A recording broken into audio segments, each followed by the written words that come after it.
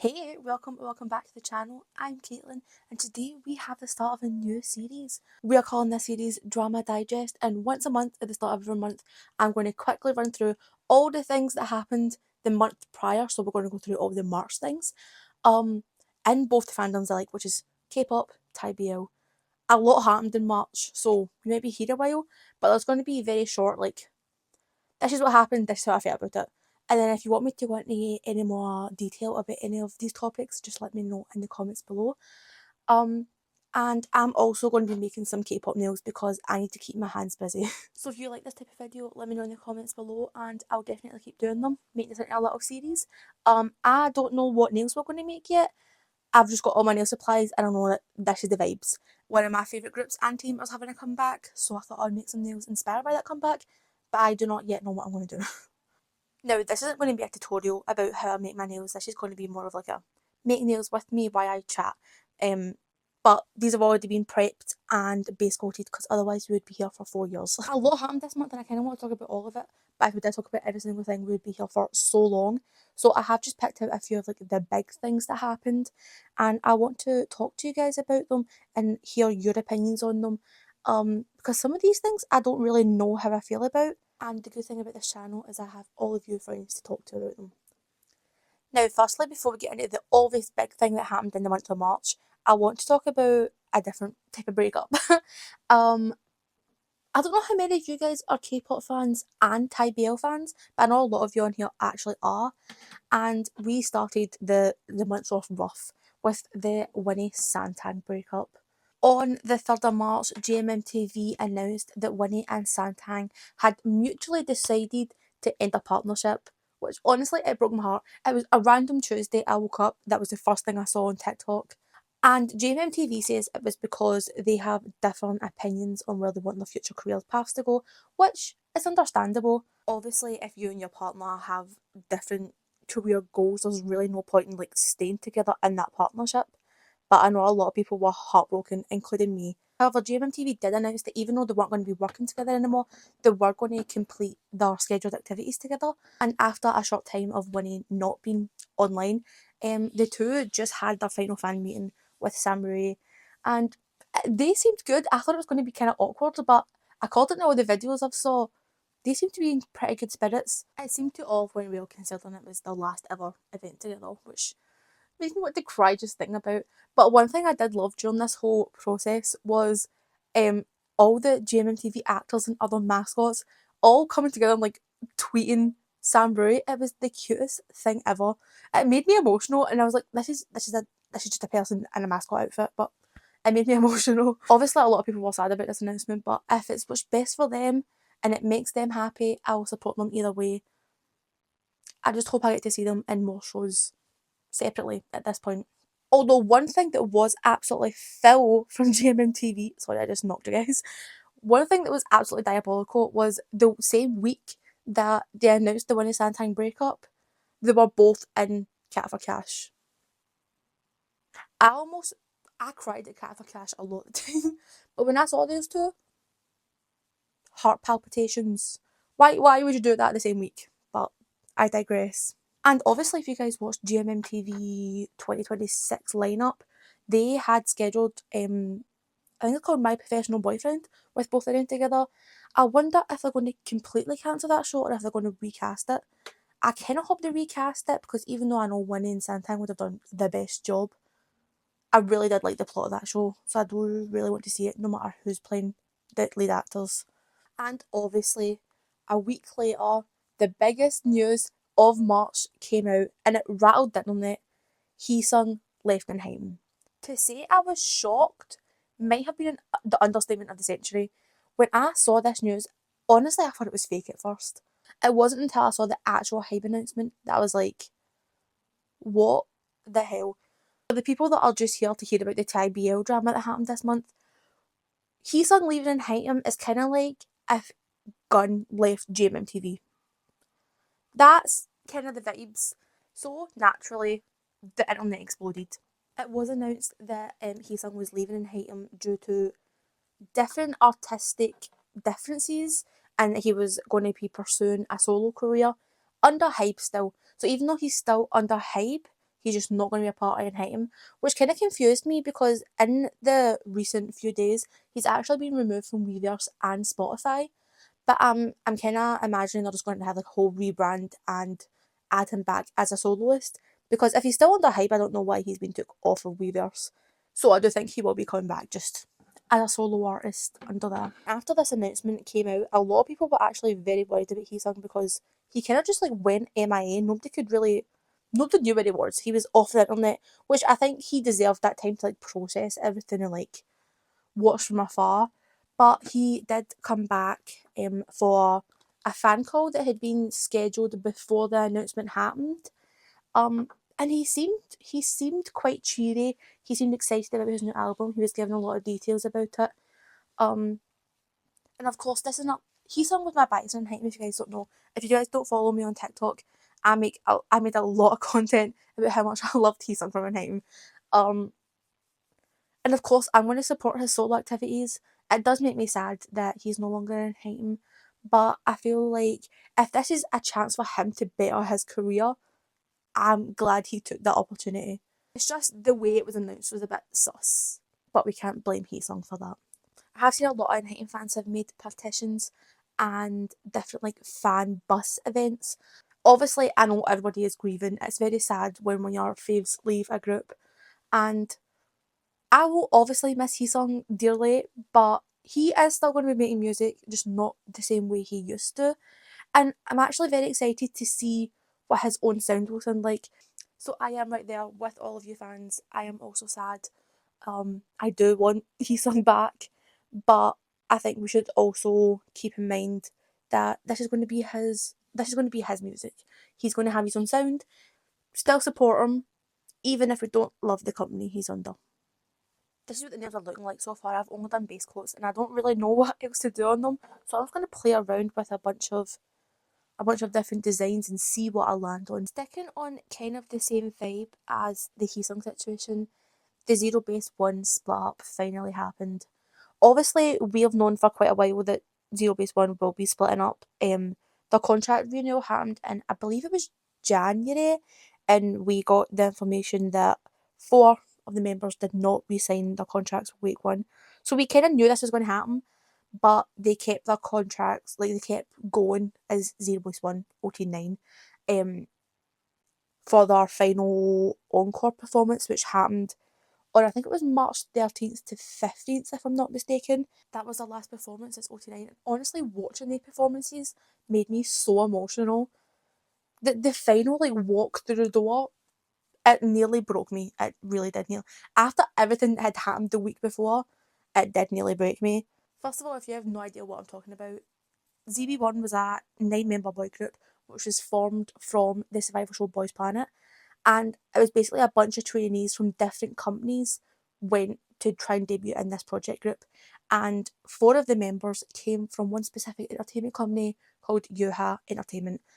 And once the initial project contracts were up, they did not re-sign with Wake One, which was the company that was managing ZEROBASEONE. They did not re-sign and they went back to Yunho. So Zhanghao, Ricky, Gyuvin and Eugene went back to their original company, and they are rumoured to be making a debut under the name ndouble, which I'm actually very excited about. Would I prefer them to stay as zb1 forever? Of course, I love zb1. I follow them from debut to now. You can't see it, but over there I have my zb1 membership. I loved zb1 as a 9-member group. However, it was a project group. This was inevitably going to happen. I'm just very glad that they did like a clean split where there was like 2 groups formed of it, because a lot of groups, like IZ*ONE for example, they'll go to different groups. There's like a bunch of them, whereas this one was a very clean split, which did make me happy that they got to stay together somewhat. And the rest of the 5 members, so Jihoon, Hanbin, Matthew, Terry and Gunnock, are going to continue as zb1 under the same name. I think they're just having like a kind of rebrand and getting like a new logo and stuff. But both groups, ndouble and zb1, are supposedly making their debut comebacks in May. And a lot of fans think it was so they could like create this competition between them, which I kind of hope they don't do, because I know they're so close. zb1 was like one of the closest friendships I've ever seen in K-pop. So I kind of hope they don't get this rivalry between them. I would like them to stay friends. But I am very excited to see how their new sounds are going to be. Because don't come for me on this, guys, okay? I love zb1 so much. They are one of my favourite groups. I love their personalities, their friendship, everything. I don't love their title tracks. I like their B-sides so much better. I mean, there's some good title tracks, but I do prefer their B-sides. So I'm wondering if they'll keep the same sound or if both groups will have a different sound. I'm quite interested to see that. And again, this is another situation. I know fans are upset. It was quite an emotional time. But we did know this was coming, and we do still have all members. So even though they're not making music together, they are still all making music. And I hope we can support them. On a complete side note, apparently we do have blonde Nikki back, which dare I say is the superior hair colour for Ricky. Also, fun fact, probably here every single time I say Ricky, I like stutter a bit, or like it takes me a minute to like say Ricky. It's because me and Caitlin, my best friend, we actually don't call him Ricky. We actually call him Jicky. It's a long story about how it started, but if you have watched like my videos from the very start, we actually done a reaction to, I think it was Sweat. And at one point Caitlin just said Jicky by accident and it is stuck. She is on my Snapchat as Jicky. So every time I say Ricky, I like stutter a bit because I just know what I call him. I'm currently adding little like grey French tips to some of these nails. Adding French tips is probably the most time consuming part of making nails for me because I always want them to be perfect and they're never perfect. The last two things I want to talk about are like legal issues that occurred during the month of March. But I just quickly want to say I am by no means a legal expert. I took one law and crime class in university and it was about Scottish law. So none of these countries involved, I know anything about the law. So everything I'm about to say is just information that I found online. So I'm just relaying the information to you guys. First of all, in our BL world, we saw a rather emotional press conference from the Thai actor Smart. I'm going to put his full name on screen because I don't know how to say it. But the press conference was in regard to the lawsuit that WeTV currently has against him. This lawsuit started last year, I'm pretty sure, following the production of Top Form, where WeTV filed a lawsuit against Smart, who breached his contract using his own company and done unauthorised schedules with other third parties, I think is what it said in the lawsuit. I don't really know what that means, but during the press conference that happened on March 13th, Smart was actually accusing WeTV of unfair treatment, and he broke down. It was quite an emotional one, and I just, as I says, I'm not a legal expert. I don't really know the legal lingo that are happening in these lawsuits and like court files and everything. So I don't want to talk about the legal stuff. I don't know who's wrong. I don't know who's right. I don't really understand that. What I do want to talk about is Smart's partner in Top Form was 𝔱𝔏𝔏. And following the whole Top Form thing, 𝔱𝔏𝔏 was actually cast to be the lead role in Akana the series, which was another WeTV original. And after this press conference came out, it was quickly announced that 𝔱𝔏𝔏 was being recast. And obviously we can't say for sure that he was being recast because this press conference happened, but it makes me sad that as far as we know, 𝔱𝔏𝔏 wasn't like a part of this whole controversy, and it's making me sad that it's like impacting him, even if it's not directly through the press conference and everything that's happening with Smart. I'm sure it's not making him feel great, and that will probably impact how he feels about doing further productions. But many people online do speculate that it was mainly due to the resurgence that this whole lawsuit's getting after Smart's press conference. And it's just creating a bit of chaos. If you guys don't know, WeTV is actually a Chinese company, I'm pretty sure. And so 𝔱𝔏𝔏 is under Headliner, Smart is under GART Entertainment, which I think is called like Grand Ivory Records or something like that. And they collabed under WeTV to make Top Form. So it's a very messy situation. But I do hope we can get Boom back in some productions, because actually I love Boom as an actor so much. He does a great job in all of his roles, so I would like to see him back on screen soon. Let me know in the comments what you guys think about the smart Boom with TV situation. And kind of on the same line as contract termination, we actually got confirmation in March that 9 members of the boyz have failed to terminate their contract with 100. So if you guys don't know, originally the boyz was under IST Entertainment, I'm pretty sure it's called. And in 2024, their contracts ended with IST and they moved to 100. They went through a big legal battle trying to keep their name and their songs and everything. And then, obviously, you guys will probably remember the whole controversies that happened with jihoon, which was a member of the boyz, former member of the boyz. This contract termination actually happened back in February, but we didn't hear about it until March. And the 9 members filed to terminate their contracts, citing that they haven't been paid since July 2025. Which obviously isn't great, but 100, the company, actually rejected their termination, basically cited breach of contract because when they signed their contract, this is how I understand it, apparently they got bonuses paid to them up front with the consideration that they would stay together as the 11-member group. Obviously that didn't happen, and now that 9 members want to get out of the contract, they are basically saying you're no longer an 11-member group, so your contracts, you sign contracts saying you'll be 11 and you're no longer 11, basically. So they're like, no, you can't terminate your contract. That is basically how I understand it. And again, I don't understand the legal side of this, so I don't know how long it will take them to get out of it, or if they'll have to stay in it. I don't know how long a contract they signed. But you probably heard that it says only 9 members actually filed to terminate the contract. Who decided not to, and it says in like the little press release that they put out that he decided to stay for personal reasons. A lot of fans just think that's because he's currently working on his musical and he doesn't want the contract termination to like interfere or jeopardise that project, which I completely understand. It's something he's worked hard on, so he wouldn't want to put that in jeopardy. But the other members are moving forward with, I think, a lawsuit, is what I read. They have a lawyer, and I'll definitely keep you updated on anything I find out about that. That is something else that happened in March. Kind of a quiet one that happened in March. There wasn't a lot of people talking about it. Obviously, a lot of other things happened in March.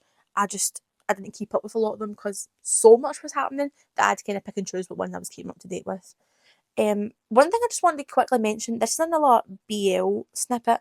This wasn't really a like drama, but the lineup for LOL Fest for gmmtv was announced, and a lot of people were not very happy that O and Boom were not in the lineup, including me, because if you guys don't know, O and Boom is my favourite gmmtv ship, and I think what made it worse is they're currently starring in OnlyFans. Obviously, they were a replacement. They like got recast into it, which fair enough.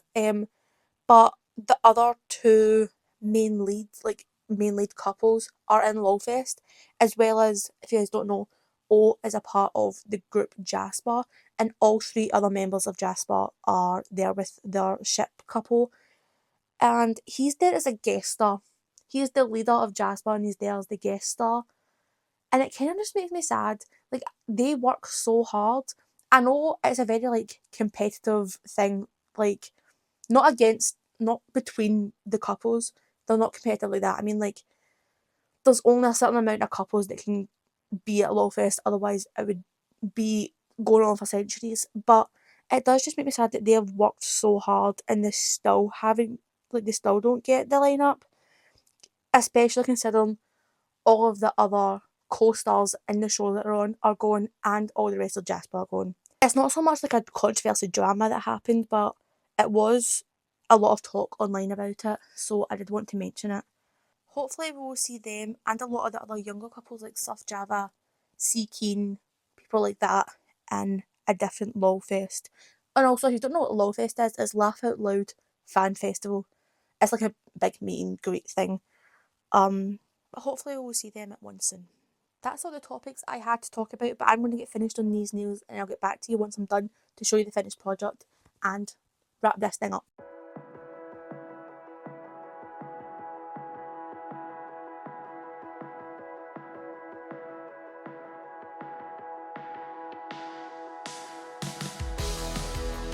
The base colours are kind of done. We went for like a grey, black, white theme to kind of match the vibes.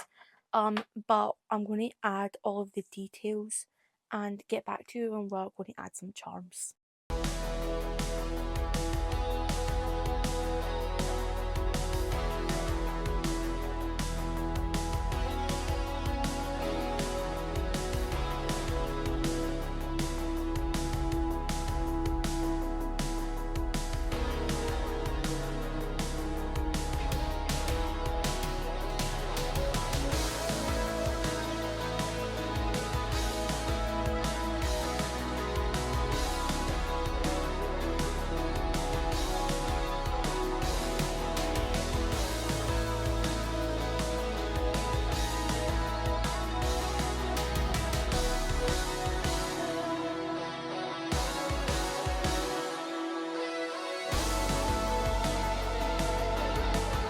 I just spent way too long trying to draw the Enhypen logo and I still kind of hate it.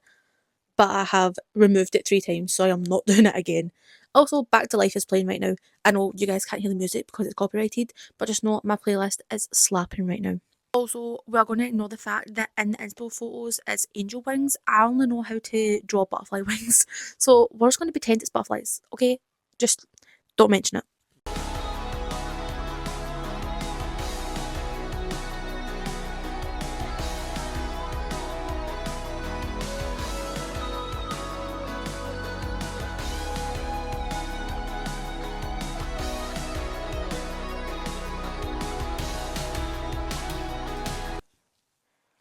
Next, my favourite part, we're going to add some jewels. I definitely want to add some chain.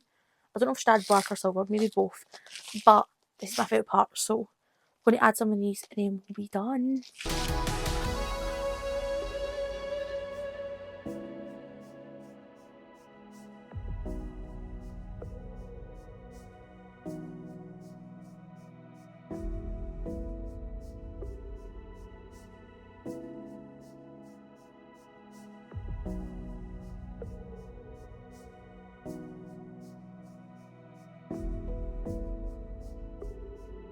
The nails are done. I'm currently just top coating them, but I thought I would take this opportunity to let you know if you want these nails or any other K-pop, Thai BL, T-pop nails, you can go to the description of this video. I am on Vinted, or you can DM me on Instagram to order a pair of custom nails. I'll set a close-up of what these nails look like when they're finished and like mounted and everything. Let me know in the comments below if you like this type of video where I just tell you everything that happened in 1 month and we just talk about my feelings about it. You guys can let me know in the comments your feelings about it, and if there was any topics that I mentioned in this video that you would like a deep dive into, just leave that in the comments below. I can definitely make some longer videos focusing on one of the topics. And if you guys would like to see more nail content on here, also let me know that, because making nails are one of my favourite hobbies and I would love to share it with you guys. But that's it for this video. This is what the nails turned out like. I hope you like them. Let me know if you do. And I'll see you in the next video. Don't forget to like and subscribe and turn notifications so you get notified every single time I upload. And I'll see you in the next one. Bye. Good night, baby. I love you.